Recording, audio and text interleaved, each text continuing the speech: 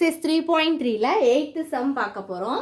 a plus b a cube minus b cube divided by a square minus b square. இப்போ a plus b அப்படி போட்டுக்கலாமா? a cube minus b cube நீங்கள் இப்படி எழுதலாம். a cube minus 3a square b plus 3a square b minus b cube. அந்த ஃபார்மேட்டில் போட்டாலும் உங்களுக்கு கொஞ்சம் கரெக்டாக தான் வரும். நெக்ஸ்ட்டு அதே மாதிரி இந்த ஃபார்முலாவும் நீங்கள் போட்டுக்கலாம். a minus b. இப்போ இந்த இதை போட்டிங்கன்னா உங்களுக்கு ஈஸியாக கேன்சல் பண்ணலாம். அதனால் நான் இந்த ஃபார்முலா போட்டு அப்ளை பண்ணியிருக்கேன். a minus B A square plus AB plus B square divided by இது எப்படி எழுதிக்கலாம்? a plus B A minus பின்னு எழுதிக்கலாமா? இப்போ நீங்கள் வந்து மேலேயும் கீழேயும் பாருங்கள். இதுலேயும் a ப்ளஸ் பி சேம், இதுலேயும் a ப்ளஸ் பி சேமாக இருக்குது. ஸோ இதை ரெண்டையும் கேன்சல் பண்ணிக்கலாம். அதே மாதிரி a மைனஸ் பி இங்கேயும் a மைனஸ் பி சேமாக இருக்குது. ஸோ இதையும் கேன்சல் பண்ணிட்டீங்கன்னா என்ன ரிமைனிங் இருக்கும்?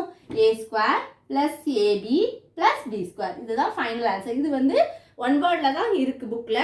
ஒன் வேர்ட் கொஷின்ஸ் மாதிரி கண்டிப்பாக கேட்பாங்க. ரொம்ப இம்பார்ட்டன்ட். ஃபார்முலா அப்ளை பண்ணி அப்படியே நீங்கள் ஆன்சர் கொண்டு வர போகிறீங்க.